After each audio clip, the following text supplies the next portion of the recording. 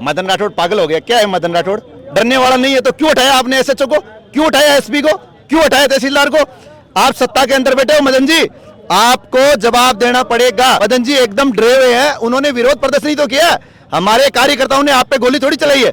नमस्कार, मैं इस वक्त सीकर में मौजूद हूँ और यहाँ आज आरएलपी कलेक्टर बहुत बड़ा प्रदर्शन करने वाली है। किन मांगों को लेकर वो प्रदर्शन कर रहे हैं ये जानते हैं। सर, आज किन मांगों को लेकर आप प्रदर्शन कर रहे हैं? देखिए, आज प्रदेश में बिगड़ती हुई कानून व्यवस्था, सरकार पीने के पानी की व्यवस्था नहीं कर पा रही है, सरकार है वो आम जन को सुरक्षा नहीं दे पा रही है। हमारे खाटू श्याम जी में एक युवक के साथ इतनी बड़ी मारपीट हुई, पर पुलिस आज 5 दिन से ऊपर हो गए, पुलिस गिरफ्तार नहीं कर पा रही है। 2 सांडों ने 2 व्यक्तियों को मार दिया सीकर में, पर सरकार हर मोर्चे पे विफल है, क्योंकि सरकार का ध्यान नेताओं की चापलूसी करने में है, सरकार पदाधिकारियों को हटाने में लगी हुई है। पर सरकार ये ध्यान क्यों नहीं दे रही है कि कितना बड़ा आंदोलन बहराणा धाम में हुआ, कितने साधु संत 45 डिग्री के तापमान में तप रहे हैं, पर सरकार का ध्यान हनुमान बेनीवाल जी की ओर है और वो हनुमान बेनीवाल जी की सुरक्षा हटाने में लगी हुई है। हनुमान बेनीवाल जी के कार्य बेनीवाल जी को सुरक्षा हटाई गई और उसके बाद कुचामन के अंदर जैसे ही आरएलपी कार्यकर्ताओं ने विरोध प्रदर्शन किया, उसके बाद में वहां पे तुरंत तहसीलदार को हटाना, नागो कुचामन और डीडवाना के एसपी को हटाना और वहां के जो थानेदार है एसएचओ उसको बर्खास्त करना। देखिए, तो बोखलाट भरी कार्रवाई है, डरी हुई है सरकार, डरी हुई सरकार। वहां के भाजपा के जो मदन राठौड़ ये कह रहे हैं कि हम किसी हनुमान बेनीवाल से डरने वाले नहीं है। मदन राठौड़ पागल हो गया क्या है? मदन राठौड़ डरने वाला नहीं है तो क्यों उठाया आपने एसएचओ को, क्यों उठाया एसपी को, क्यों उठाया तहसीलदार को? आप सत्ता के अंदर बैठे हो मदन जी, आपको जवाब देना पड़ेगा कि आपने 3 अधिकारियों को किस ब्याह पे उठाया।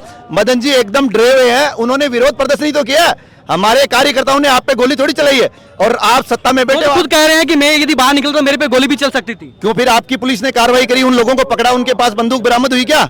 ये सिर्फ डरे हुए हैं और ये बोखलाट भरे बयान दे रहे हैं। मैं भजनलाल जी की कैबिनेट से ये कहना चाहता हूं, आप जितने हनुमान बेनीवाल जी को कोसने में लगे हुए हो, उतना मुद्दों बताओ आपने किन किन मुद्दों पे सरकार ने 2.5 साल में काम किया।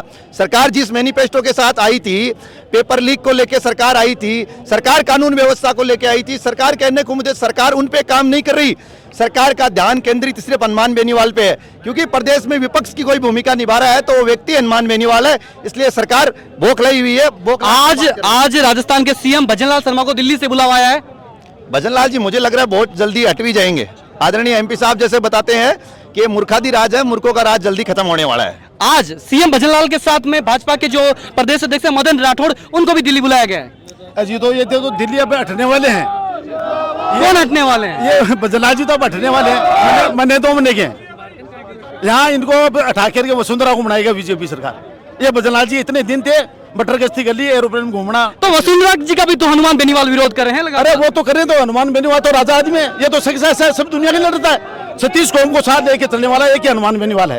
ये मदनलाल राठौड़ ने क्या बयान दिया है, उसको शर्म नहीं आती, उसको प्रदेश अध्यक्ष बना दिया। मैं कोई कलेक्टर हूँ, एसपी हूँ, कोई प्रधानमंत्री हूँ, क्या है मदनलाल?